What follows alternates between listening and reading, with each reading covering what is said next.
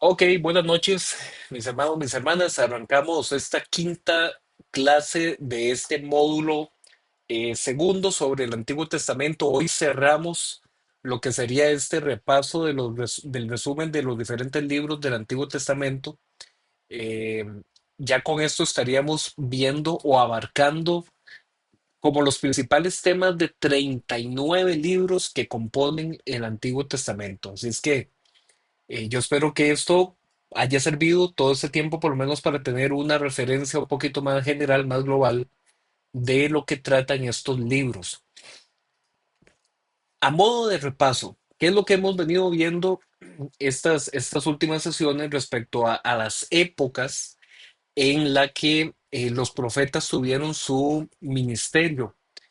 Estuvimos viendo que los profetas, algunos estuvieron principalmente dirigiendo su mensaje hacia el reino del norte y otros dirigiendo su mensaje hacia el reino del sur.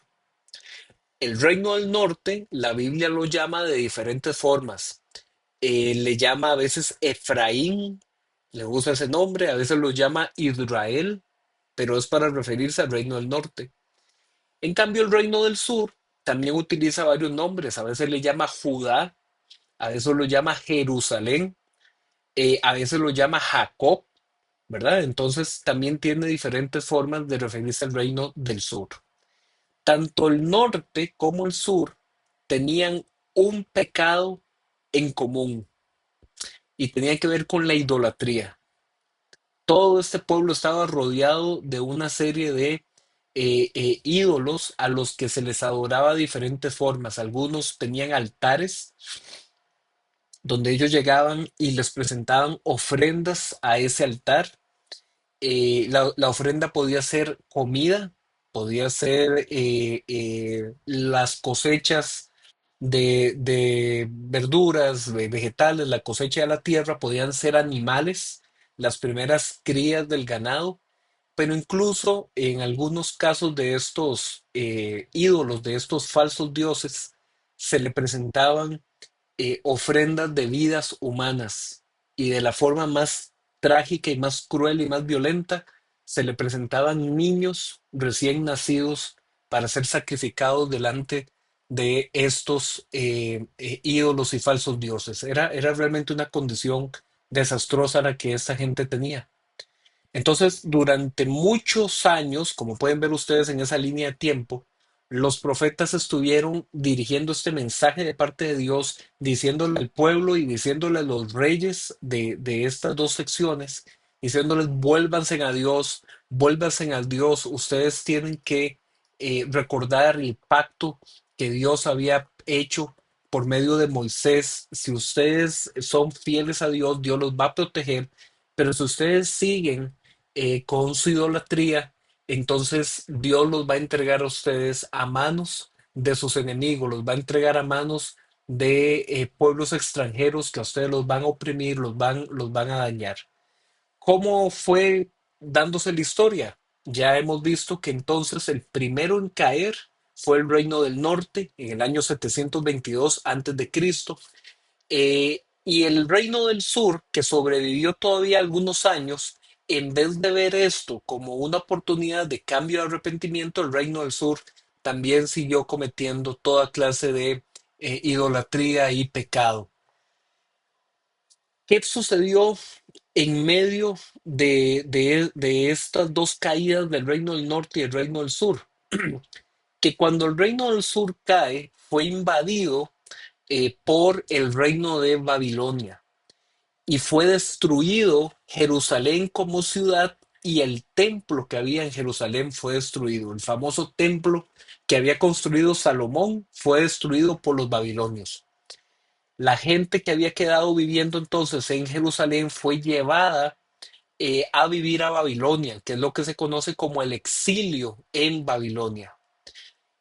Hoy vamos a ver que durante esos años del exilio en Babilonia, Dios levantó a dos profetas y cumplido el tiempo después de ese exilio, levantó a tres profetas. Estamos hablando de Daniel y Ezequiel durante el tiempo del exilio y después del exilio Ageo, Zacarías y Malaquías. Esos son los últimos 5 profetas, los últimos 5 libros que vamos a estar resumiendo. Y les recuerdo que la forma en la que vamos viendo estos libros no coincide exactamente con la forma en la que están acomodados en la Biblia, porque nosotros aquí lo estamos acomodando de acuerdo al orden cronológico, ¿ok?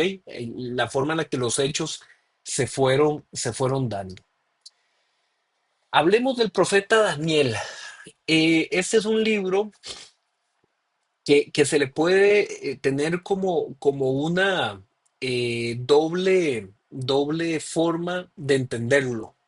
Una primera parte que tiene que ver con este personaje Daniel, que es llevado junto con algunos jóvenes amigos de él, es llevado a Babilonia y Daniel se convierte en un ejemplo de lo que un judío de la resistencia ideológica tenía que ser.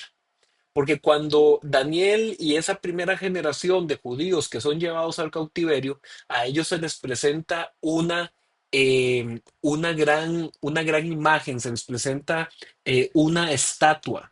Y ellos son ordenados a que delante de esa estatua que representaba al rey de Babilonia, que todo el mundo tenía que inclinarse, todo el mundo tenía que adorar a esa estatua.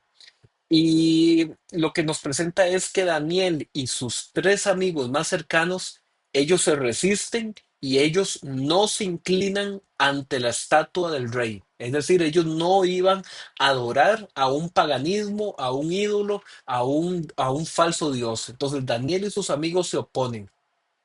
¿Qué consecuencias trajo la oposición de Daniel y sus amigos? Que en castigo a que ellos no adoraron al falso Dios, fueron echados a el fuego, a morir quemados. Y ahí es donde se ve el primer milagro sobrenatural en la vida de Daniel y sus amigos, porque los lanzan al fuego y no se queman. Y no solamente no se queman Daniel y sus amigos en medio del fuego, sino que cuenta la Biblia, no lo vamos a leer por un tema de tiempo, pero ahí los invito a que ustedes lo lean en Daniel capítulo 1 y Daniel capítulo 2. Cuenta la Biblia que no solamente ellos no se quemaban, sino que el rey se quedaba viendo y decía, ¿cuántos fueron los que echamos al fuego? Y le decían, no, era Daniel y sus 3 amigos. Y entonces él decía, pero ¿por qué yo veo otro hombre ahí? ¿Ok? Había otro hombre también que se paseaba junto con Daniel y sus amigos en medio del fuego y no se quemaba. Y ese otro hombre es llamado como el hombre de fuego.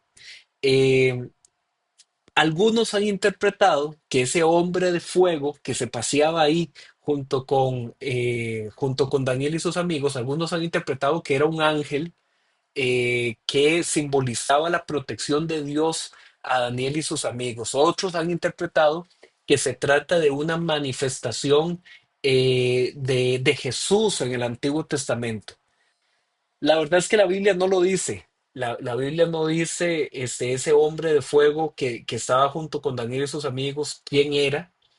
Y recuerden lo que yo les he aconsejado muchas veces a la hora de interpretar la Biblia cuando uno se encuentra con este tipo de personajes.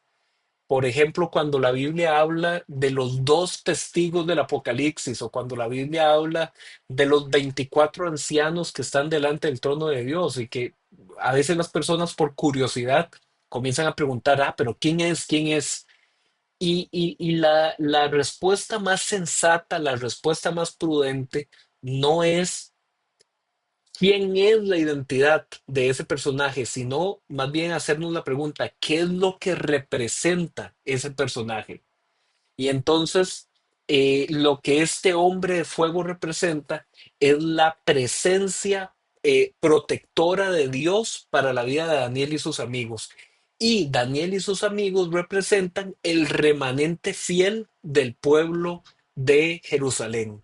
Entonces, vemos en esa escena que Dios se manifiesta para proteger a aquellos que se resistieron a doblar sus rodillas delante de un falso Dios. Ese es el mensaje que hay que capturar. Ya si nos ponemos ahí a especular de que, bueno, ¿por qué fue que no se quemaron? ¿Qué fue lo que pasó? Y por qué ni la ropa se les quemaba? Eso es imposible. Eso ya es, por así decirlo, perder el mensaje más profundo, la enseñanza más profunda que realmente ese pasaje tiene. Ok, entonces ahí les dejo esa escena para que la repasen en sus Biblias en Daniel sobre el hombre de fuego. Y ahí está una canción muy bonita ahí del hombre de fuego que sacó un cantante cristiano. Pero es una anécdota ahí bonita para que ustedes la puedan repasar. ¿Qué pasó con Daniel? Que Daniel es destacado delante de todos en Babilonia. Dice la Biblia que Dios infundió un espíritu superior en Daniel. Así es como dice. Y que ese espíritu superior le permitió a Daniel tener una gran sabiduría, una gran inteligencia. Sucedió que el rey de Babilonia, Nabucodonosor, comenzó a tener unos sueños que nadie podía interpretar, unos sueños que le atormentaban, que no lo dejaban dormir. Y entonces Nabucodonosor puso como un reto a todos los adivinos y a todos los astrólogos y los que estaban en su reino ahí como consejeros y les puso el reto, yo colocaré como un segundo al mando, es decir, colocaré como un gobernador junto a mí aquel que me venga y me diga qué es lo que yo me estoy soñando y qué significa lo que yo me estoy soñando. Y nadie encontraba qué era eso que Nabucodonosor dormía y no lo dejaba dormir, sino que él se ponía a soñar y era atormentado. Y entonces Nabucodonosor dijo, voy a ordenar que maten a todos los videntes, a todos los adivinos, que maten a todo el mundo aquí porque nadie me está adivinando mi sueño. Entonces ahí aparece Daniel y entonces Dios le revela a Daniel cuál es el sueño del rey y cuál es la interpretación del sueño del rey. Y entonces, a partir de eso, Daniel se presenta delante de Nabucodonosor y le dice, rey, lo que a usted le está pasando es esto. Esto es lo que usted ve en sus sueños y esto es lo que significan sus sueños. Y a causa de eso, entonces Daniel es colocado como uno de los gobernantes en Babilonia. ¿Ok? Esa es la historia de Daniel. Bueno, después hay un cambio de rey, ya ese rey que protegió a Daniel ya no está, sino que aparecen otros. Daniel también es castigado y lanzado a una jaula donde habían leones y Daniel es protegido, no se lo comen los leones. Y luego en la segunda parte del libro está llena de visiones apocalípticas. Qué palabrilla tan interesante, apocalíptica. Y usted entonces tal vez se estará acordando del libro de Apocalipsis en el Nuevo Testamento, pero usted dice, pero ¿por qué si aquí estamos en Daniel, que es parte del Antiguo? ¿Por qué me están hablando de eso del apocalíptico? Yo quisiera contarles que apocalíptico es un género literario que existía en la época de la antigüedad. Y era un género literario que así como nosotros en la actualidad, cuando escuchamos, nosotros comenzamos a leer algo y vemos que, mira, qué interesante, aquí hay una serie de rimas y aquí hay una serie de símbolos que tienen un segundo significado. Entonces uno comienza a darse cuenta que eso que usted está leyendo es una poesía, ¿ok? O cuando uno abre un librito en una escuela o en un kinder y el libro comienza y el primer renglón dice, había una vez. Y ya con solo eso de había una vez, usted como lector, ¿de qué se da cuenta? Ah, mira, me estoy leyendo un cuento. Porque el libro comienza había una vez. Entonces nosotros, personas del siglo XXI, sabemos, cuando comenzamos a leer un texto, sabemos identificar, mira, esto es un poema o esto es un cuento. O si a la casa nos llega un sobre cerrado, abrimos el sobre y arriba comenzamos a leer y dice, comunicado, oficio número tal, dirigido a persona tal y tal, número de cédula, uno dice, ah, caramba, esto es un comunicado oficial, puede ser del gobierno, puede ser de una institución. ¿Me doy a entender? O sea, uno leyendo el texto, uno se da cuenta que el texto tiene una estructura diferente y que esa estructura diferente significa que es de un género literario que necesita entonces ser interpretado de esa forma. Si yo, por ejemplo, le mando un mensaje de texto a mi mamá y en ese mensaje de texto yo le pongo, qué gracioso, me muero de la risa, ¿ok? Entonces mi mamá va a interpretar que ese me muero de la risa es una, ¿qué? Una figuración, no es que me está pasando nada en mi salud, sino que yo estoy haciendo una figura simbólica. En la antigüedad, ellos tenían formas de darse cuenta cuando algo era profético y cuando algo era apocalíptico. Y la característica para que ustedes aprendan a identificar cuando en la Biblia hay un género apocalíptico es la siguiente: cuando hay conversaciones entre un ángel y un ser humano para interpretar una visión o un sueño o para traer un mensaje. Entonces, cuando usted ve que hay seres humanos que reciben un mensaje de un ángel o una visión de un ángel o algo donde haya intercambio de un ángel hablando con seres humanos, eso era un estilo literario que ellos usaban en esa época para comunicar un mensaje de una forma apocalíptica. Y la persona que entonces recibía el mensaje y se daba cuenta de que esa estructura es así, entonces entendía que no tenía que preocuparse de, ay, ¿cuál es el ángel? ¿Cómo se llamará? ¿Es un ángel o es un arcángel o qué es? ¿O es un querubín o qué es? No, no, vuelvo a lo mismo, ese no es el propósito del mensaje, sino el propósito del mensaje es decir, ah, mira, aquí entonces hay una revelación de Dios respecto a algo muy importante que tiene que ver con el futuro del pueblo. Y entonces a ese género se le llamó apocalíptico, porque tenía que ver también con una revelación que estaba vinculada con un futuro, algo que iba a pasar en el destino, algo que iba a pasar en el propósito. ¿Ok? Entonces, la segunda parte del libro de Daniel tiene que ver con todo esto de las visiones con los ángeles.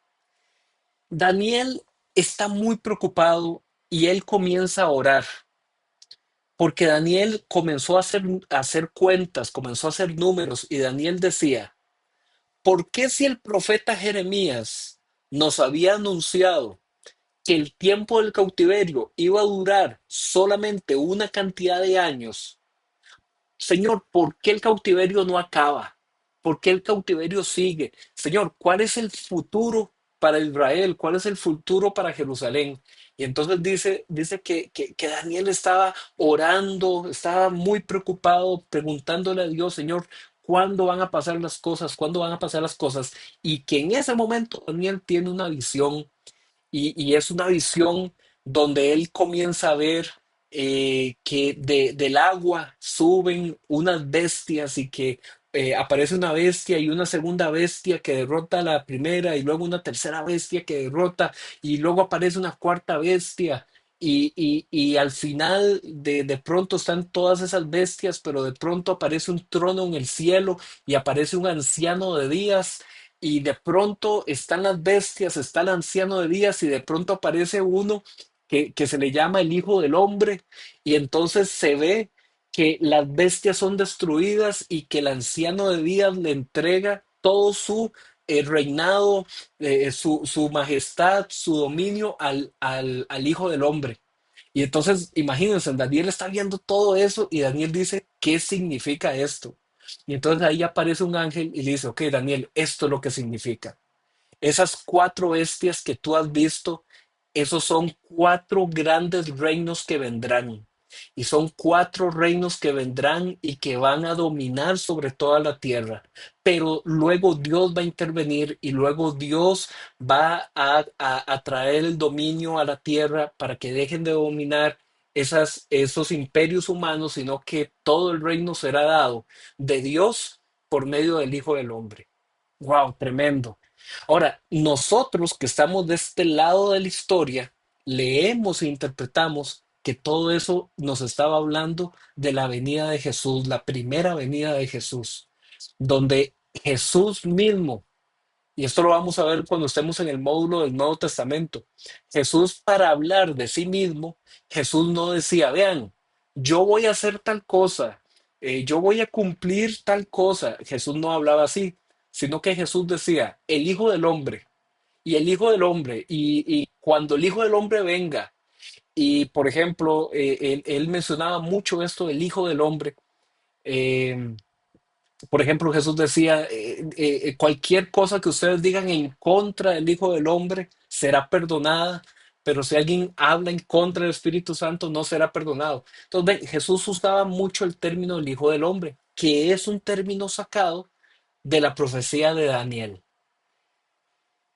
Entonces podemos ver que todo esto tiene que ver con esta parte tan interesante en el libro de Daniel. Y vamos a irlo a leer. Eso está aquí, como ustedes pueden ver aquí, leer Daniel capítulo 7. Entonces vamos a ir a leerlo y también quisiera enseñarles un pequeño video de un ministerio que hay por medio de YouTube, que ellos hacen unas caricaturas informativas muy buenas, y esto que es así, a veces un poquito complicado de entender, yo quisiera enseñárselos así por medio de unos dibujos que creo que va a ser más factible. ¿Ok? Entonces, un segundito por acá. ¿Ok?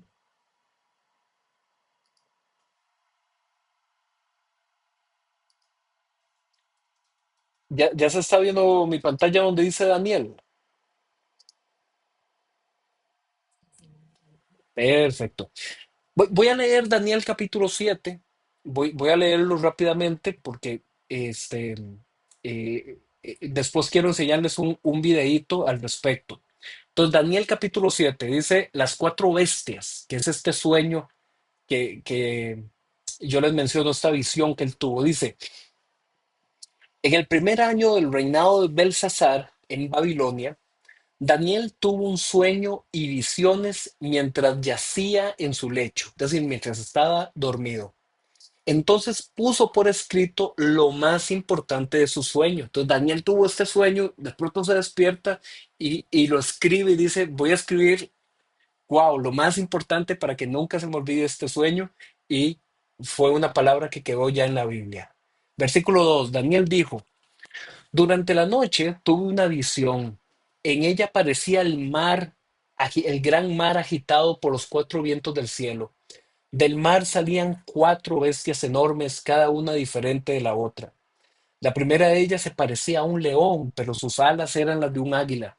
Mientras yo la observaba, le arrancaron las alas, la levantaron del suelo y la obligaron a pararse sobre sus patas traseras como si fuera un hombre, y se le dio un corazón humano. La segunda bestia que vi se parecía a un oso. Se levantaba sobre uno de sus costados y entre sus fauces tenía tres costillas. A esta bestia se le dijo, levántate y come carne hasta que te hartes. Ante mis propios ojos vi aparecer otra bestia, la cual se parecía a un leopardo, aunque en el lomo tenía cuatro alas como las de un ave. Esta bestia tenía cuatro cabezas y recibió autoridad para gobernar. Después de esto, en mis visiones nocturnas vi ante mí una cuarta bestia, la cual era extremadamente horrible y poseía una fuerza descomunal. Con sus grandes colmillos de hierro aplastaba y devoraba a sus víctimas para luego pisotear los restos. Tenía 10 cuernos y no se parecía en nada a las otras bestias. Mientras me fijaba en los cuernos, vi surgir entre ellos otro cuerno más pequeño. Por causa de este fueron arrancados tres de los primeros. El cuerno pequeño parecía tener ojos humanos y una boca que hablaba insolencias. Qué tremendo, uno se queda viendo y uno dice, bueno, claramente esto es un sueño, todas estas figuras y estos animales combinados tan locos, todo lo que está pasando. Pero la visión no termina ahí. Dice que él está viendo todo esto, las cuatro bestias, y que la última bestia destruye a las demás. Y versículo 9 dice, mientras yo observaba esto, se colocaron unos tronos y tomó asiento un anciano de días, que por eso cantamos esta canción tan bonita, tan simbólica, de este anciano de días que en medio de cualquier bestia llega y toma el dominio. Entonces se colocaron unos tronos y tomó asiento un anciano de días. Su ropa era blanca como la nieve y su cabello blanco como la lana. Su trono con sus ruedas centellaban como el fuego. De su presencia brotaba un torrente de fuego. Miles y millares le servían. Centenares de miles estaban delante de él. Al iniciarse el juicio, los libros fueron abiertos. Yo me quedé mirando por causa de las grandes insolencias que profería el cuerno. ¿Cuál cuerno? El de la cuarta bestia. Seguí mirando hasta que a esta bestia la mataron, destrozaron y echaron al fuego ardiente. A las otras bestias les quitaron el poder, aunque las dejaron vivir por algún tiempo. En esa visión nocturna vi que alguien con el aspecto de un hijo de hombre venía entre las nubes del cielo, se acercó al anciano de días, fue llevado ante su presencia y se le dio autoridad, poder y reino. Todos los pueblos, naciones y lenguas lo adoraron. ¿A quién adoraron? Al Hijo del Hombre que estaba delante del anciano de días. Y dice, su dominio es eterno y no pasará, y su reino jamás será destruido.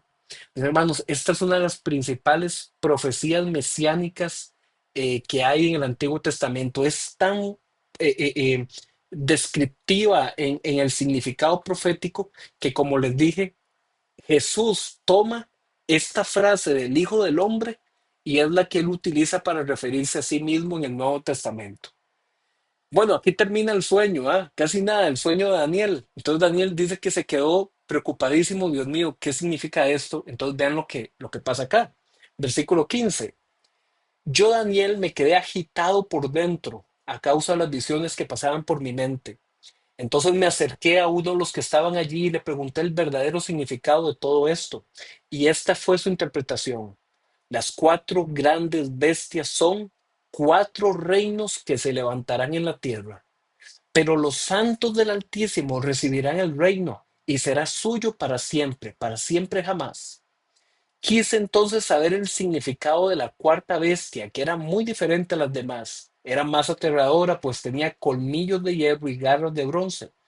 Desmenuzaba a sus víctimas y las devoraba, pisoteando luego sus restos. Quise saber también acerca de los 10 cuernos que tenía en la cabeza y el otro cuerno que le había salido y ante el cual habían caído tres de ellos. Este cuerno se veía más impresionante que los otros, pues tenía ojos y hablaba con insolencia. Mientras observaba yo, este cuerno libró una guerra contra los santos y los venció. Entonces vino el anciano y emitió juicio en favor de los santos del Altísimo. En ese momento los santos recibieron el reino. Esta fue la explicación que me dio. La cuarta bestia es un cuarto reino que surgirá en este mundo. Será diferente a los otros reinos, devorará toda la tierra, la aplastará y la pisoteará. Los 10 cuernos son 10 reyes que saldrán de este reino. Otro rey le sucederá, distinto a los anteriores, el cual derrocará a 3 reyes. Hablará en contra del Altísimo y oprimirá a sus santos. Tratará de cambiar las fechas importantes y también las leyes, y los santos quedarán bajo su poder por un tiempo, 2 tiempos y medio tiempo. El tribunal tomará asiento, se le quitará el poder y se le destruirá para siempre. Entonces se dará a los santos que son el pueblo del Altísimo la majestad y el poder y la grandeza de los reinos. Su reino será un reino eterno y lo adorarán y obedecerán todos los gobernantes de la tierra. Aquí termina el relato. Yo, Daniel, me quedé desconcentrado por tantas ideas que me pasaban por la mente a tal grado que palideció mi rostro, pero guardé esto para mí mismo. Casi nada, ¿eh? Este capítulo, mis hermanos, ha dado centenares de interpretaciones a lo largo de los siglos del cristianismo. Algunos interpretan que esto se refiere a la época final del mundo porque tiene que ver, como ustedes vieron ahí, con un juicio donde ese cuerno pequeño va a ser destruido y que el reino va a ser entregado a los santos de Dios, ¿verdad?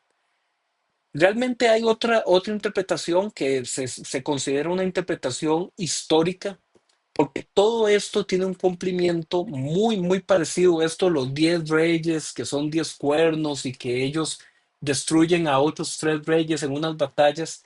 Y todo esto en la historia, la gente que ha hecho las comparaciones históricas se ha dado cuenta que esto tiene que ver con el gobierno de Babilonia, que era el gobierno que estaba en la época de Daniel. Esa sería la primera bestia. Los babilonios fueron conquistados y destruidos por los persas.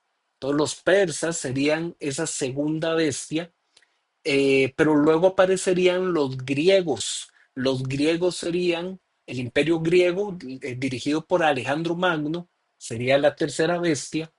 Y luego aparecería una cuarta bestia que era la más fuerte de todas, la más destructora de todas, que sería el imperio romano.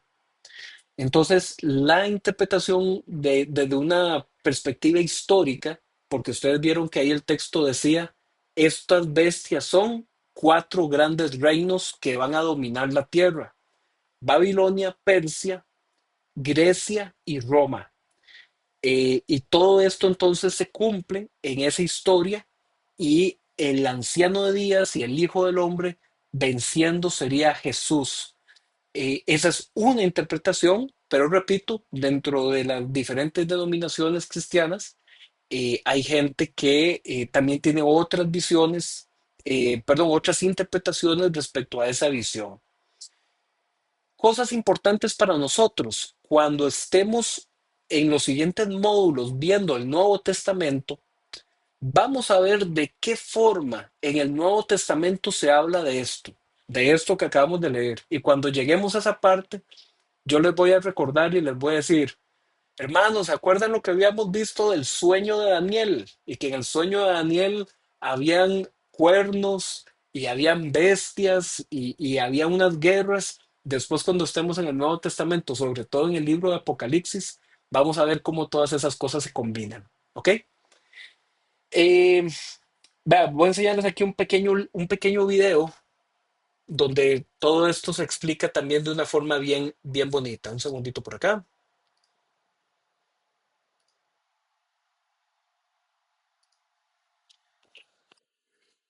¿Me confirman si se escucha?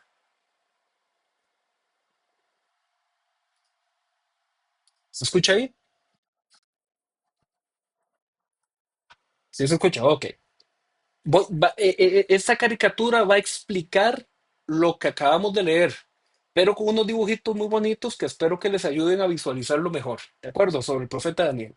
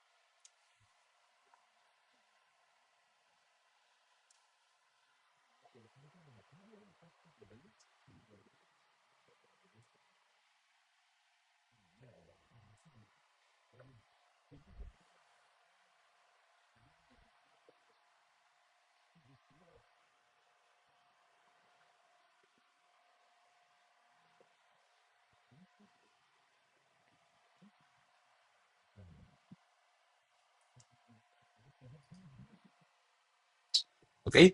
Ahí yo después les voy a mandar para que vean el video completo, pero sí quería como que vieran ahí un poquito los dibujos porque ayuda pues a focalizar un poquito más esto que estamos leyendo. ¿Ok?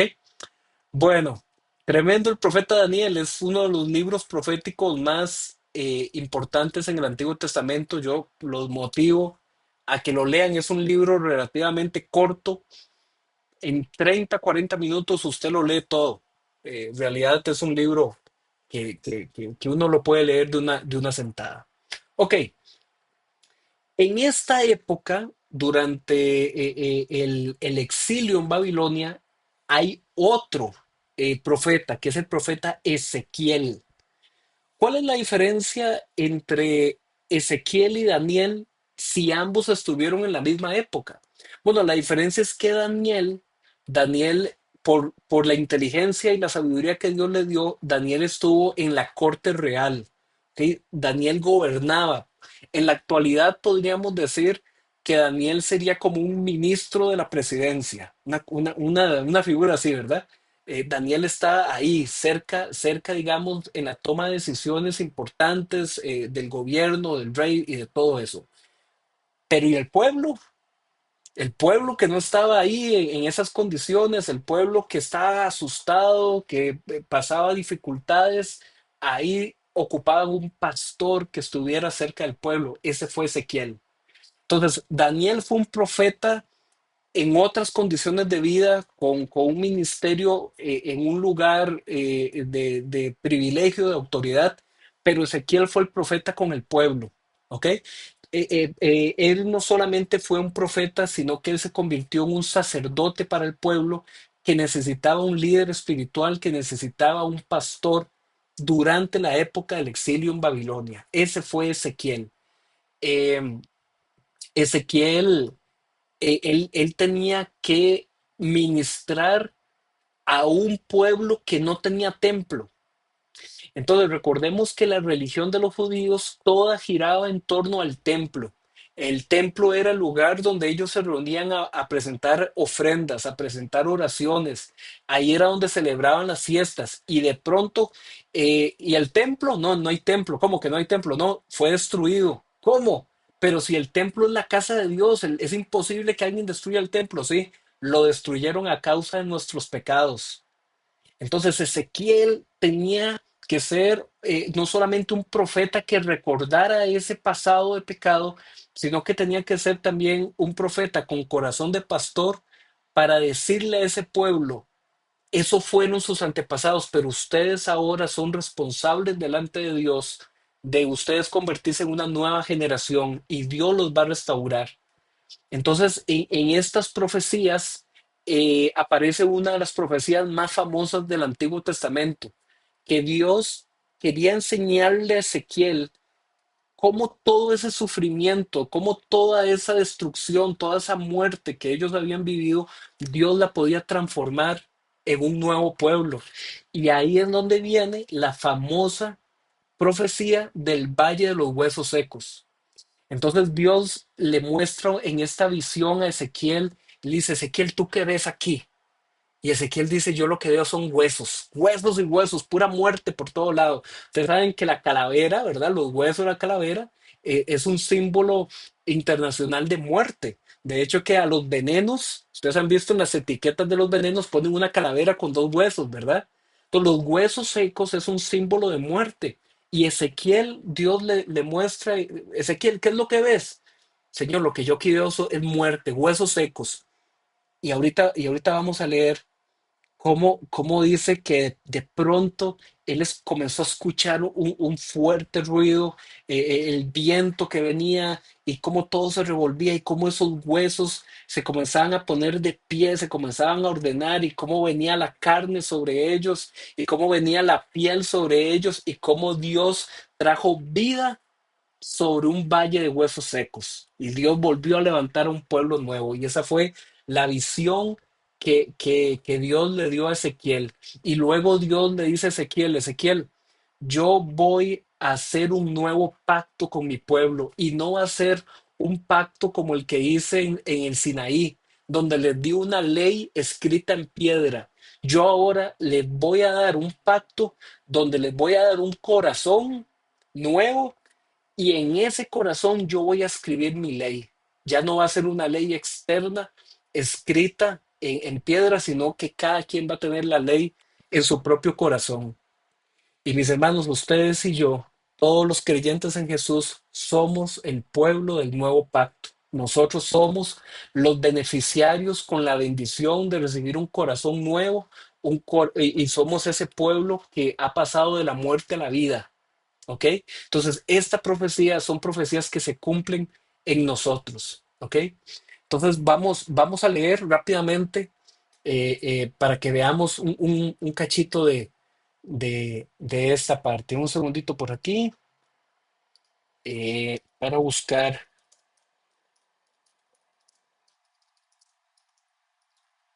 a Ezequiel.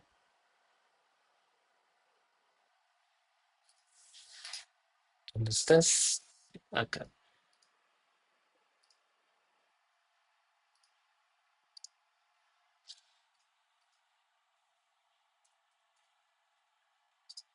Este sí es un libro muy grande. Este no es como Daniel, que les dije que se lo leen en 45 minutos. No, el libro de Ezequiel es bien grandote. Eh, Vamos entonces a leer solo unos pocos versículos para que ustedes tengan eh, esta referencia, ¿verdad? Entonces veamos aquí, estoy en Ezequiel capítulo 36. eh, voy a leer desde el versículo 22. Dice, por eso adviértele al pueblo de Israel que así dice el Señor y Dios, voy a actuar, pero no por ustedes, sino por causa de mi santo nombre, que ustedes han profanado entre las naciones por donde han ido. Daré a conocer la grandeza de mi santo nombre, el cual ha sido profanado entre las naciones, el mismo que ustedes han profanado entre ellas. Cuando dé a conocer mi santidad entre ustedes, las naciones sabrán que yo soy el Señor, afirma el Señor y Dios. Los sacaré de entre las naciones, los reuniré de entre todos los pueblos y los haré regresar a su propia tierra. De que aquí está hablando de que Él va a acabar el exilio y les va a permitir regresar. Versículo 25. Los rociaré con agua pura y quedarán purificados. Los limpiaré de todas sus impurezas e idolatrías. Les daré un nuevo corazón y derramaré un espíritu nuevo entre ustedes. Quitaré de ese corazón de piedra que ahora tienen y les pondré un corazón de carne. Infundiré mi espíritu en ustedes y haré que sigan mis estatutos y obedezcan mis leyes. Vivirán en la tierra que di a sus antepasados. Ustedes serán mi pueblo y yo seré su Dios. ¿Ok? Vean qué promesa, qué profecía tan bella. Y leo rápidamente para ustedes Ezequiel capítulo 37, esta visión del valle de los huesos secos. Dice Ezequiel 37, la mano del Señor vino sobre mí. Su espíritu me llevó y me colocó en medio de un valle que estaba lleno de huesos. Esta frase, la mano del Señor vino, su espíritu me llevó, habla de que esto fue una visión. Eso es lo que significa que esto fue una visión. Versículo 2. Me hizo pasearme entre ellos de un lado para otro. Pude ver que los huesos que cubrían el valle estaban muy secos y eran muchos. Entonces me dijo, hijo de hombre, ¿podrán revivir estos huesos? Y yo contesté, Señor y Dios, tú lo sabes. Entonces me dijo, profetiza sobre estos huesos y diles, huesos secos, escuchen la palabra del Señor. Así dice el Señor y Dios a estos huesos. Yo haré entrar en ustedes espíritu y vivirán. Les pondré tendones, haré que les salga carne, los cubriré de piel y les daré aliento de vida. Así vivirán y sabrán que yo soy el Señor. Tal y como me lo ordenó, profeticé, y mientras profetizaba se escuchó un ruido que sacudió la tierra, y los huesos comenzaron a unirse entre sí. Yo me fijé y vi que en ellos aparecían tendones, les salía carne y les recubrían de piel, pero no había espíritu en ellos. Entonces el Señor me dijo, profetiza, hijo de hombre, profetiza el Espíritu y dile, esto ordena el Señor y Dios, Espíritu, ven de los cuatro vientos y sopla sobre estos muertos y vivirán. Yo profeticé tal como él me lo había ordenado y el Espíritu entró en ellos. Entonces vivieron y se pusieron de pie y era un ejército numeroso. Amén. Bueno, termino aquí el versículo 11. Luego me dijo, hijo de hombre, estos huesos son el pueblo de Israel. Eh, qué profecía tan bella, ¿verdad? El Señor de la muerte trae vida. El Señor infunde. Hay una canción lindísima que ahí ojalá que la puedan buscar en internet y escuchar una canción muy linda de esto del Valle de los Huesos Secos.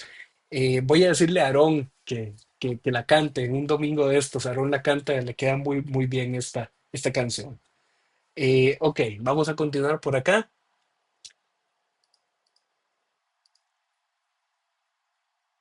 Vamos a continuar. Ok, ¿qué pasó en la historia? Estuvo entonces Daniel, estuvo Ezequiel, y cuando se cumplieron unos 60 años del exilio en Babilonia, apareció otro rey. ¿Se acuerdan que hace un rato les dije que primero había una bestia que era Babilonia y que luego apareció otra bestia que simbolizaba al rey, al reino de Persia? El rey de Persia se llamaba Ciro y Ciro fue movido por parte de Dios a dar permiso a que todos los judíos que quisieran regresar a Jerusalén para reconstruir esa ciudad podían hacerlo.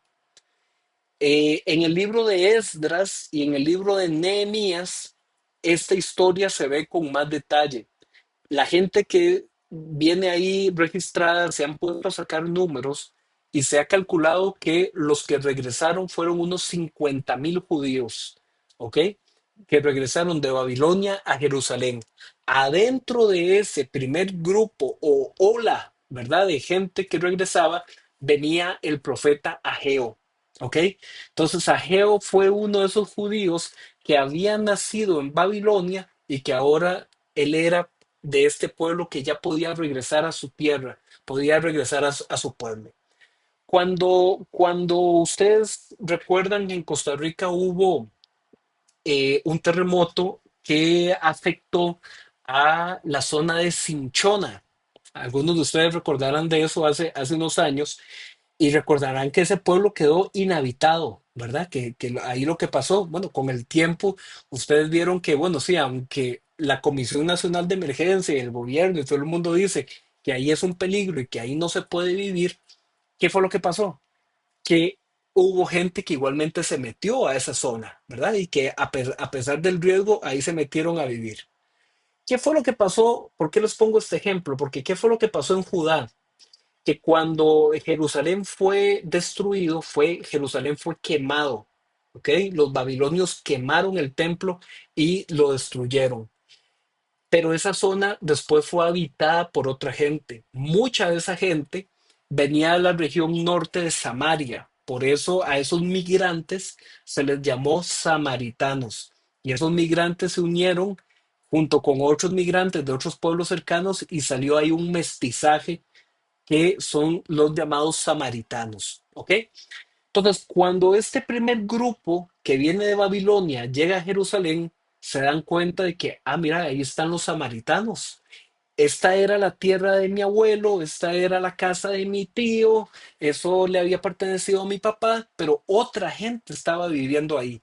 Entonces ellos tuvieron conflictos con esos samaritanos de poder sacarlos de esa tierra y ellos traían documentos y ustedes esto lo pueden ver en el libro de Esdras y de Nehemías. Y tuvieron ahí gran inconveniente con los samaritanos. Pero entonces ellos dedicaron los primeros años, los dedicaron a reconstruir las casas, la parte, digamos, comunitaria del pueblo. Y cuando ellos dijeron, ok, vamos a reconstruir ahora sí el templo, nomás habían puesto los cimientos del pueblo cuando entonces los samaritanos comenzaron a oponerse cada vez más fuerte a ellos y lograron que desde el gobierno persia de Persia les quitaran a los judíos el apoyo para que no pudieran entonces continuar con la obra del templo. Y pasaron 15 años en que entonces el pueblo que había regresado por temor a los samaritanos y por toda la situación, se les olvidó y habían dejado sin construir el templo de Dios. Y entonces ellos estaban dedicados a levantar su propia casa y a construir mi casa y mi jardín y mis tierras y mío, mío, mío, mío. Y el templo de Dios. Ah, no, mira, es que hay gente que no quiere y no nos apoyan y ya los persas no nos apoyan y no nos dan materiales y mira, no se pudo. Ahí fue donde apareció el profeta Geo. Entonces el profeta Geo viene con un mensaje de Dios a decirle a esta gente, ustedes se están olvidando de lo prioritario. Lo prioritario es que ustedes digan, sí, mi casa, pero está primero la casa de Dios. Y yo no puedo estar buscando solamente mi comodidad y mi lujo y olvidarme de la casa de Dios. Y entonces el profeta Geo le comienza a decir a esta gente, en esa época el gobernante sobre los judíos se llamaba Zorobabel y el sacerdote se llamaba Josué, ¿ok? Y entonces Ageo les va a dar un mensaje a ellos y les va a decir, vean, así dice Dios, no se olviden de mi casa. Entonces, vamos a leer rápidamente Ageo capítulo 2, capítulo 1. Este es un libro cortito, el libro del profeta Ageo, pero de un mensaje muy fuerte hacia este pueblo que ya se olvidó que tenía que reconstruir la casa del Señor y solamente querían reedificar su propia casa. Dice así, Ageo capítulo 1, este es un libro que apenas lo que tiene son dos capítulos. Voy a leer el capítulo 1. Dice, el día primero del mes sexto del segundo año del rey Darío, vino palabra del Señor por medio del profeta Ageo a Zorobabel, que era el gobernante, hijo de Salatiel, gobernador de Judá, y al sumo sacerdote Josué, hijo de Josadac. Así es el Señor de los ejércitos. Este pueblo afirma que todavía no ha llegado el tiempo para reconstruir el templo del Señor. O sea, solo excusas. Versículo 3. Vino también esta palabra del Señor por medio del profeta Geo. ¿Acaso es el tiempo para vivir en casas lujosas, mientras esta casa está en ruinas? Así dice ahora el Señor de los ejércitos. Reflexionen sobre su proceder. Ustedes siembran mucho, pero cosechan poco. Comen, pero no quedan satisfechos. Beben, pero no llegan a saciarse. Se visten, pero no logran calentarse. Y al jornalero se le va su salario como por saco roto. Así dice el Señor de los ejércitos, reflexionen sobre su proceder. Vayan ustedes al monte, traigan madera, reconstruyan mi casa. Yo veré su reconstrucción con gusto y manifestaré mi gloria, dice el Señor. Ustedes esperan mucho, pero cosechan poco. Lo que almacenan en su casa, yo lo disipo en un soplo. ¿Por qué? Porque mi casa está en ruinas, mientras ustedes solo se ocupan de la suya, afirma el Señor de los ejércitos. Por eso, por culpa de ustedes, los cielos retuvieron el rocío y la tierra se negó a dar sus frutos. Yo hice venir una sequía sobre los campos y las montañas sobre el grano y el vino nuevo, sobre el aceite de oliva y el fruto de la tierra, sobre los animales, las personas y sobre toda la obra de sus manos. Zorobabel, hijo de Salatiel, el sumo sacerdote Josué, hijo de Josadac, y todo el resto del pueblo obedecieron al Señor su Dios, acataron las palabras del profeta Geo, a quien el Señor su Dios había enviado, y el pueblo sintió temor en la presencia del Señor. Entonces Ageo, su mensajero, comunicó este mensaje del Señor al pueblo. Yo estoy con ustedes. Yo, el Señor, lo afirmo. Y el Señor inquietó el espíritu de Zorobabel, hijo de Salatiel, gobernador de Judá, y el del sumo sacerdote Josué, hijo de Josadac, también el espíritu del resto del pueblo. Así que vinieron y empezaron a trabajar en la casa de su Dios, el Señor de los ejércitos. Era el día 24 del mes sexto del segundo año del rey Darío. ¿Ok? Qué poderoso mensaje. esta gente se había olvidado de la prioridad que era atender la casa de Dios. Y mis hermanos, yo aquí quisiera decirles que para el pueblo del Antiguo Testamento, el templo significaba la presencia de Dios. Entonces, no es aquí como decir, era porque ellos querían tener bonita la iglesia, el edificio, el templo. No, era mucho más profundo. Tenía que ver con ellos tener el lugar donde se encontraban con Dios, el lugar donde podían ofrecer sacrificios para el perdón de los pecados. Entonces, imagínense, no tener templo significaba no tener el lugar donde poder ofrecer sacrificio de perdón de los pecados. O sea, esta gente estaba con la conciencia ya dura, insensibles ante el pecado.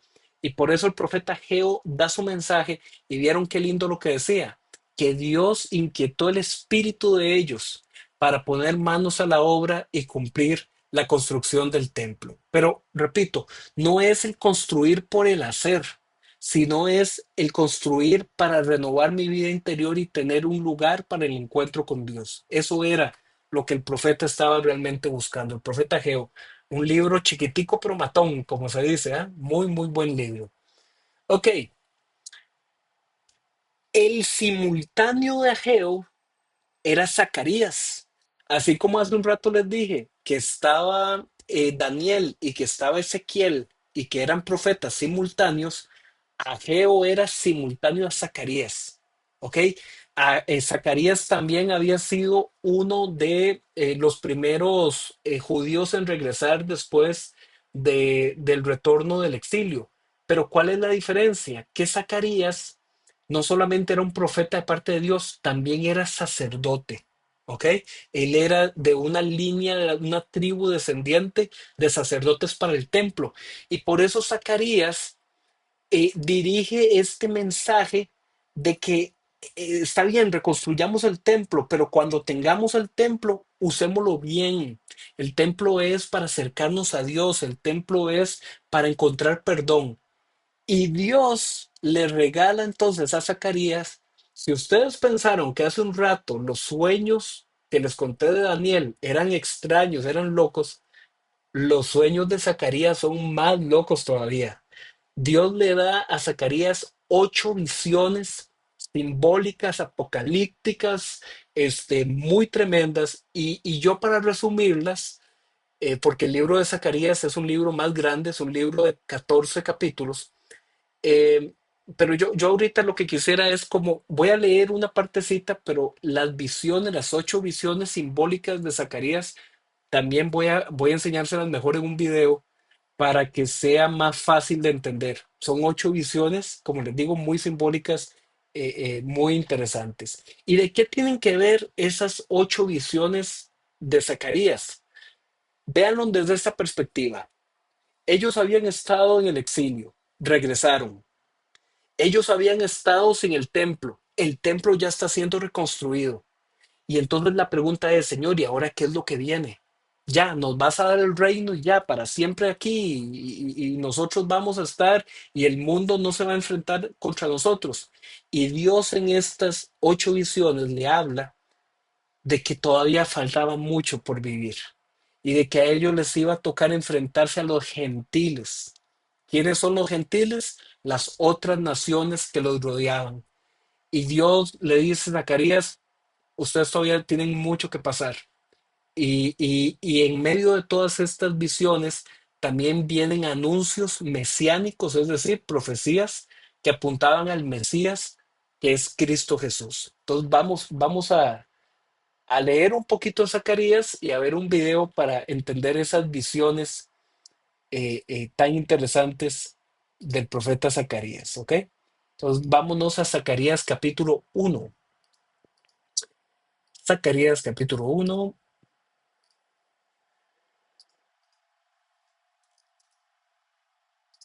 profeta contemporáneo a Ageo.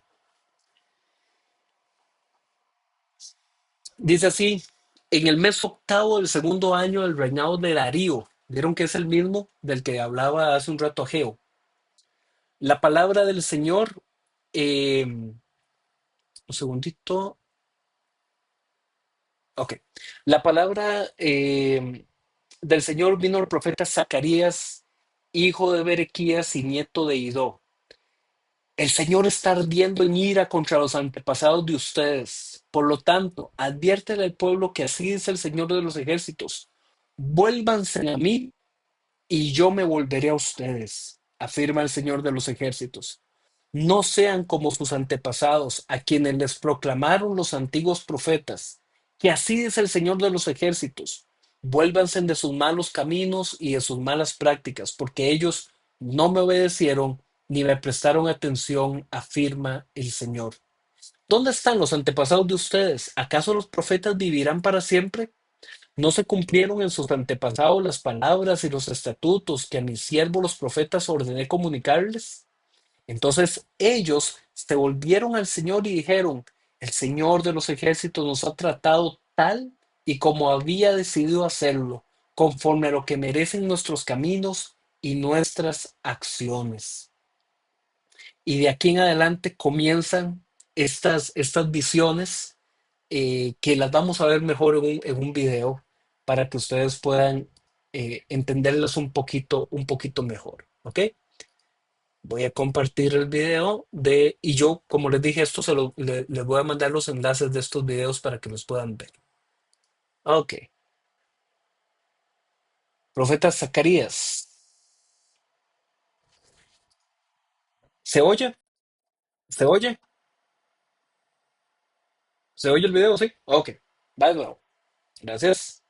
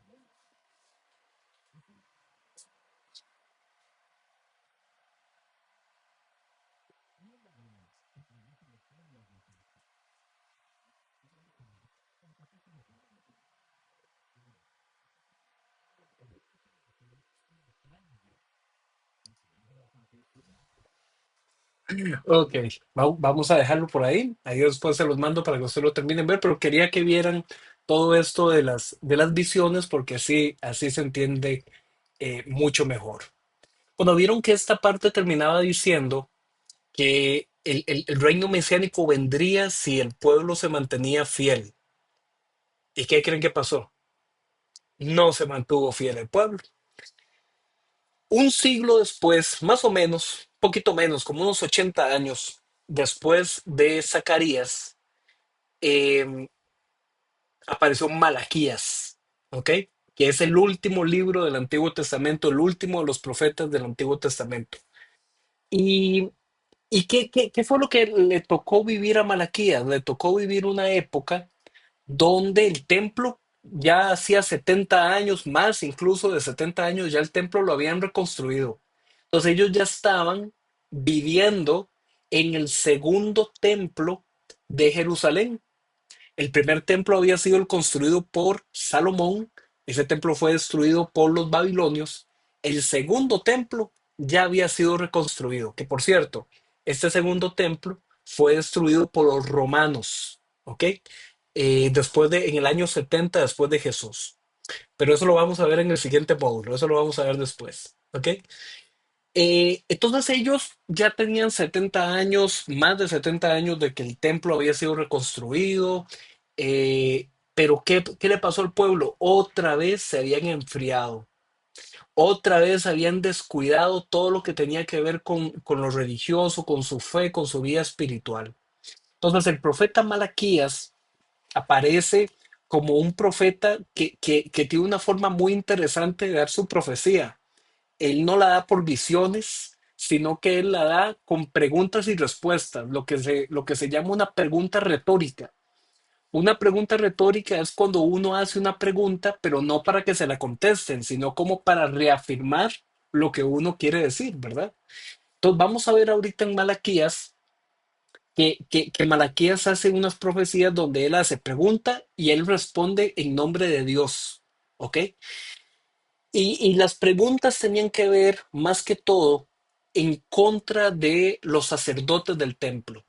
Porque los sacerdotes del templo, sí, mira, el templo lo reconstruyeron y otra vez tenemos el templo, pero este templo ya no es como aquel primero. No, no, este templo ya la presencia de Dios no está como antes. Y la verdad es que cada quien viva su vida como pueda y los sacrificios, mira, Dios antes decía que trajeran un animal perfecto, un cordero perfecto, sin ningún tipo de mancha ni nada, para que fuera el sacrificio, pero ¿saben qué? Tranquilos. Mira, si usted le salió un corderito ahí con una manchita, ¿qué importa? Tráigalo. Dios entiende, ¿qué importa? Y no, no, si no, entregue solo la mitad de lo que tiene que entregar, tranquilos, no pasa nada. En esa época, ustedes recordarán que de las tribus que existían, había una tribu que no tenía tierra para trabajar, porque era la tribu de los sacerdotes, los levitas, ¿ok? Y entonces las otras tribus tenían que traer las primicias y los diezmos de toda su producción. Entonces ellos tenían que traer eh, eh, la comida, el grano, los vegetales, todo lo tenía que traer al templo.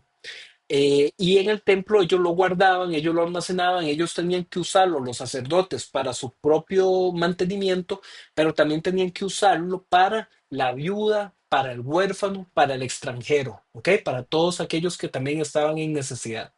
¿Qué le había pasado a este pueblo? Que ni una ni otra. Llevaban animales a sacrificios, animales con problemas, animales enfermos, animales con imperfecciones. ¿Qué simbolizaba eso? Que ellos no le estaban dando a Dios lo más importante, le daban a Dios así, de lo que me queda. Y tampoco estaban llevando el diezmo de sus cosechas, el diezmo de la producción de la tierra y de los ganados, tampoco lo estaban llevando. Es decir, este pueblo veía el culto en el templo como algo secundario, terciario, algo así, de lo que me queda. Ahí aparece Malaquías. Ahí es donde aparece Malaquías y le dice, ¿por qué ustedes están de esta forma? Y vamos a leer, y ya con eso terminamos el Antiguo Testamento. Vamos a leer un poquito un poquito de Malaquías.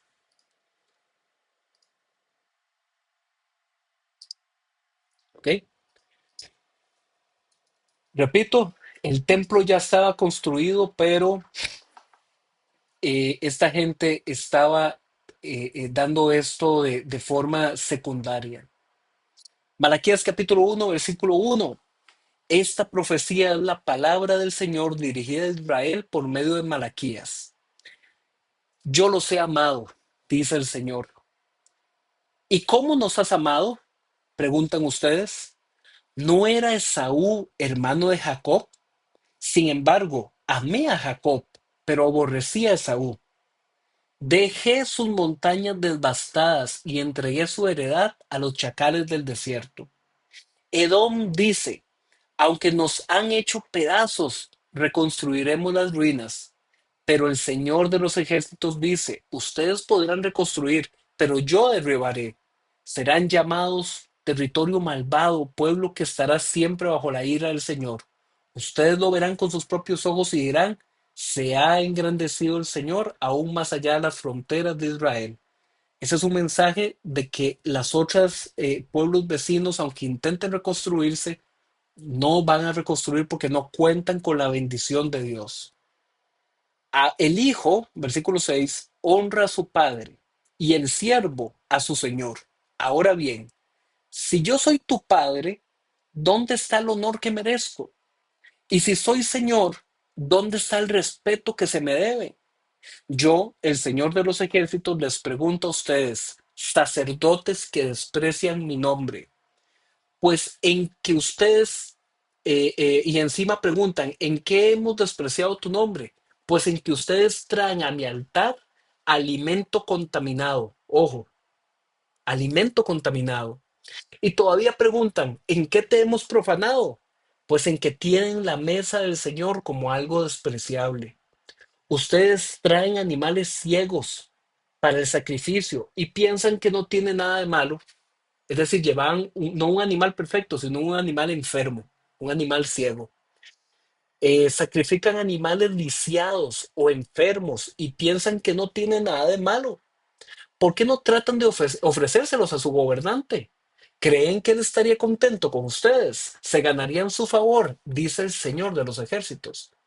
Ahora pues, traten de suplicar a Dios para que se apiade de nosotros. ¿Creen que con esta clase de ofrendas los aceptará? Dice el Señor de los ejércitos. ¿Cómo quisiera que alguno de ustedes cerrara las puertas del templo para que no encendieran en vano el fuego de mi altar? No estoy nada contento con ustedes, dice el Señor de los ejércitos, y no voy a aceptar ni una sola ofrenda de sus manos. Porque desde donde nace el sol hasta donde se pone, grande es mi nombre entre las naciones. En todo lugar se ofrece incienso y ofrendas puras a mi nombre, porque grande es mi nombre entre las naciones, dice el Señor de los ejércitos. Pero ustedes lo profanan cuando dicen que la mesa del Señor está contaminada y que su alimento es despreciable. Y exclaman, ¡qué carga! Y me desprecian, dice el Señor de los ejércitos. Y creen que voy a aceptar de sus manos los animales robados, lisiados o enfermos que ustedes me traen como sacrificio, dice el Señor.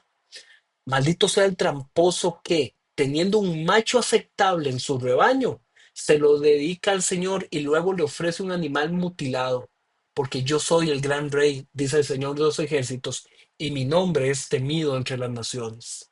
¿Ok? Entonces, vía el nivel de decadencia al que había llegado este pueblo, que aún teniendo buenos animales, le daban a Dios el enfermo. Capítulo 2. Ahora pues, este mandamiento es para ustedes los sacerdotes. Malaquías, vean cómo Malaquías se dirige a los líderes del templo. Sí, porque el pueblo hace lo que los líderes permiten. Y eso también es un mensaje para nosotros hoy, ¿verdad? Versículo 2. Si no me hacen caso ni se deciden a honrar mi nombre, dice el Señor de los ejércitos, les enviaré una maldición y maldeciré sus bendiciones. Ya las he maldecido porque ustedes no se han decidido a honrarme. Por esto voy a reprender a sus descendientes, les arrojaré a la cara el estiércol de los sacrificios de sus fiestas y los barreré junto con ellos. Entonces sabrán que les he dado este mandamiento a fin de que continúe mi pacto con Leví, dice el Señor de los ejércitos. Mi pacto con él, recordemos que Leví, de ahí vienen los levitas, mi pacto con él era de vida y paz, y eso le di. Era también de respeto, y él me respetó y reverenció mi nombre. En su boca había instrucción veraz, en sus labios no se encontraba perversidad. En paz y rectitud caminó conmigo y apartó del pecado a muchos. Los labios de un sacerdote atesoran sabiduría y de su boca el pueblo busca instrucción, porque es mensajero del Señor de los ejércitos. Pero ustedes se han desviado del camino y mediante su instrucción han hecho tropezar a muchos. Ustedes han arruinado el pacto con Leví, dice el Señor de los ejércitos. Por mi parte, yo he hecho que ustedes sean despreciables y viles ante todo el pueblo, porque no han guardado mis caminos, sino que son parciales cuando enseñan la ley. ¿Ustedes saben qué significa esta última frase, hermanos? Dice, ustedes son parciales cuando enseñan la ley. ¿Saben qué significa? Ustedes solo enseñan lo que les gusta. Ustedes solo enseñan lo que les conviene. Ustedes no están enseñando todo el consejo de Dios. Y también este es un mensaje muy relevante para la actualidad, donde hay muchos, mis hermanos, que ustedes saben que solamente si es prosperidad y bendición, solo eso enseño. Nada de arrepentimiento, nada de sacrificio, nada de santidad, nada de pureza. Entonces, son parciales cuando enseñan la ley. Nosotros estamos llamados, mis hermanos, como lo decíamos la semana pasada, a anunciar las promesas de Dios. Amén. Pero también anunciar las demandas de Dios, que es lo que Dios nos pide a cada uno de nosotros. Eh, bueno, por aquí voy a leer, voy a leer y con esto ya casi vamos terminando. Un versículo muy usado y también muy mal interpretado. Voy a leerlo y ustedes lo van a reconocer. Malaquías capítulo 3.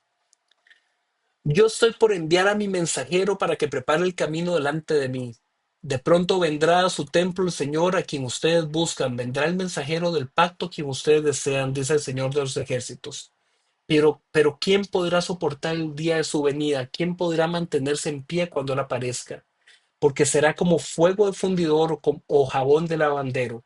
Se sentará como fundidor y purificador de plata, purificará a los levitas y los refinará como se refina el oro y la plata. Entonces traerán al Señor ofrendas conforme a la justicia, y las ofrendas de Judá y Jerusalén serán aceptables al Señor como en tiempos antiguos, como en años pasados.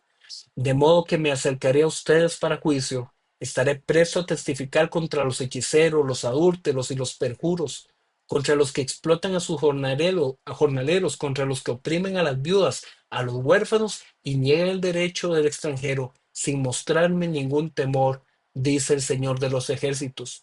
Yo, el Señor, no cambio. Por eso ustedes, descendientes de Jacob, no han sido exterminados.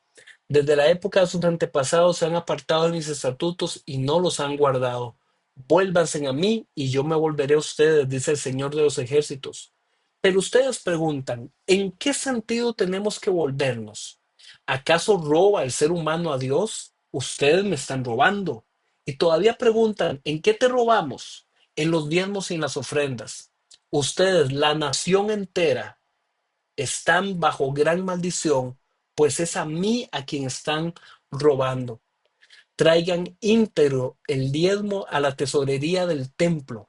Así habrá alimento en mi casa. Pruébenme en esto, dice el Señor de los ejércitos, y vean si no abro las compuertas del cielo y derramo sobre ustedes bendición hasta que sobreabunde.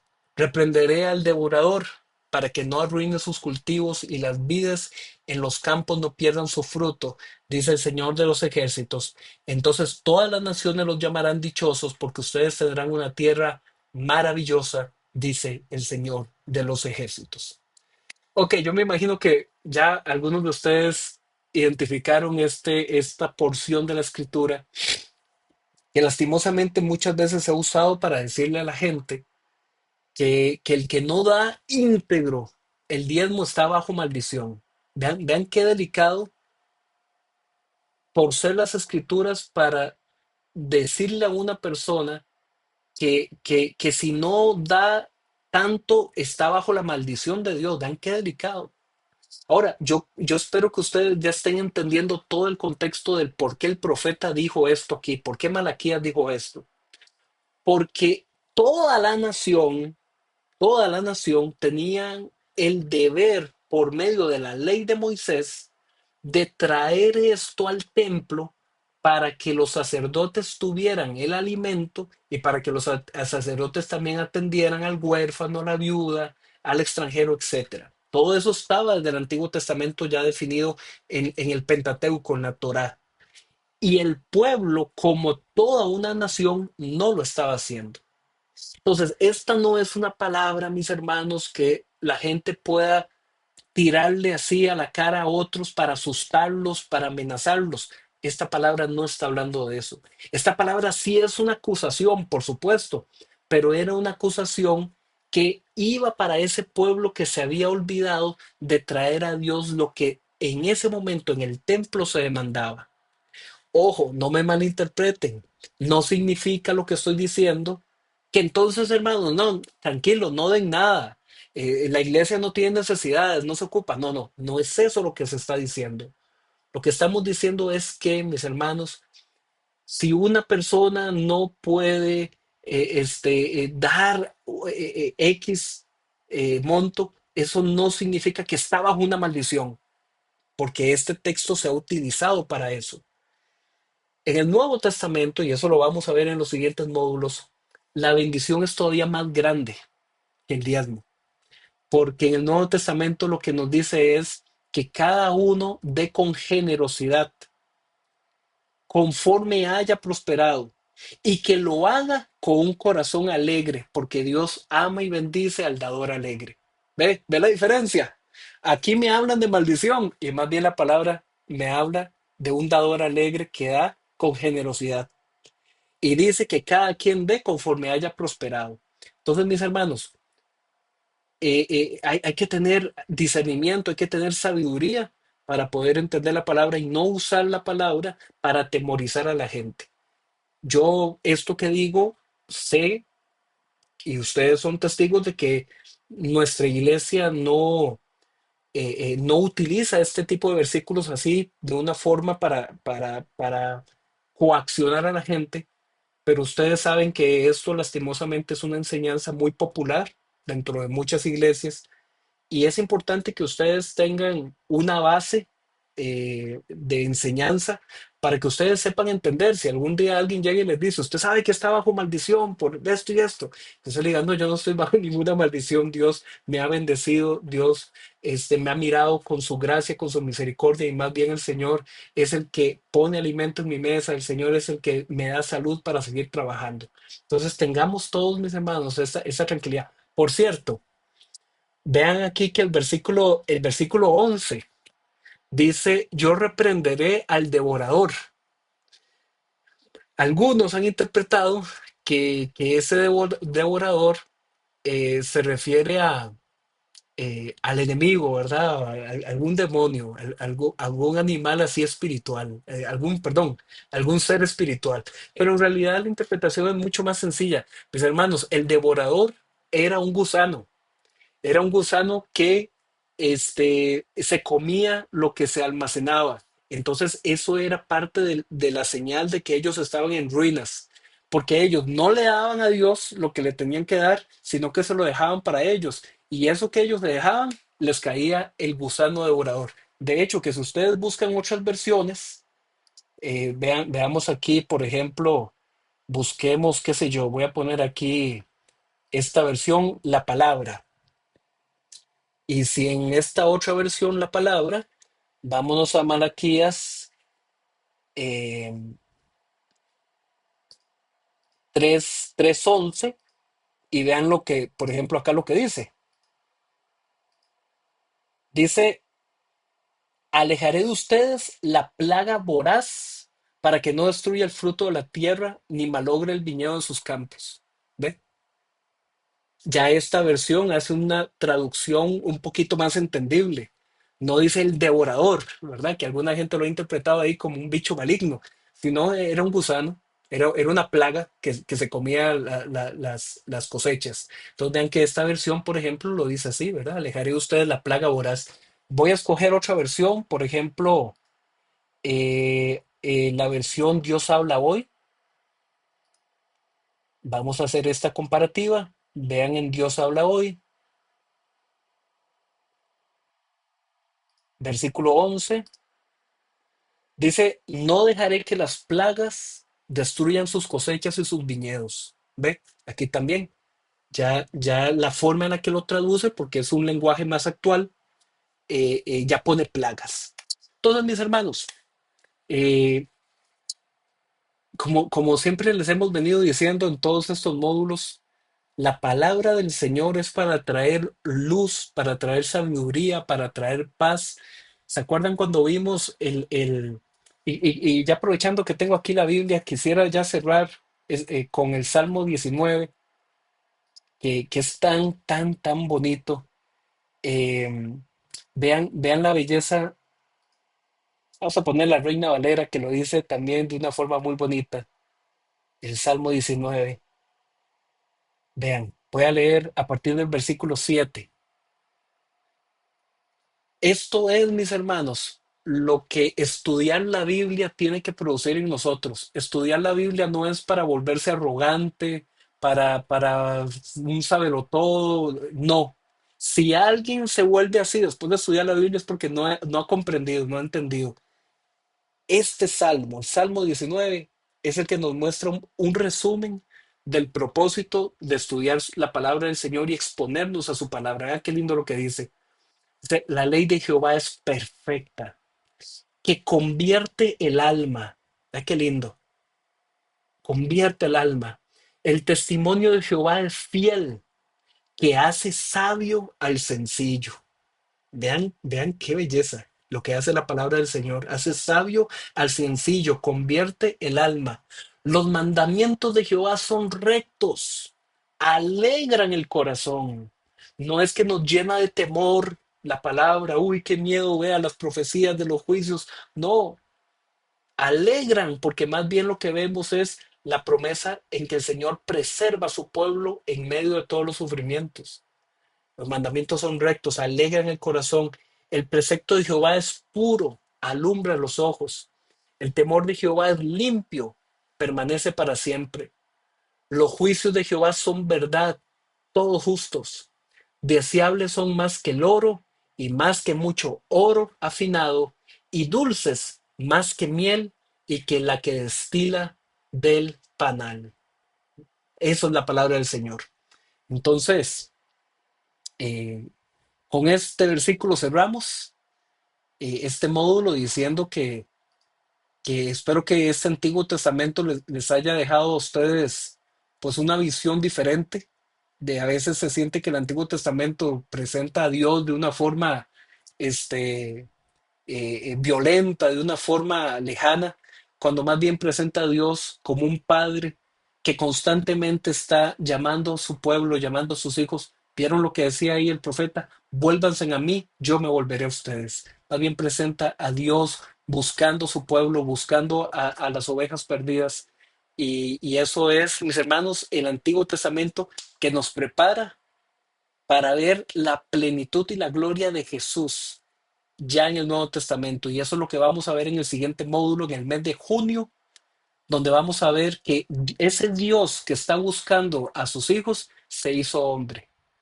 Vean qué fuerte, se hizo hombre para llegar a salvar a todos por medio del sacrificio de la cruz. Dios no se quedó con los brazos cruzados, Dios se hizo hombre y estuvo entre nosotros. Amén. Entonces, así quedamos, mis hermanos despedidos, que pasen muy buenas noches y nos vemos en el mes de junio. Hasta luego.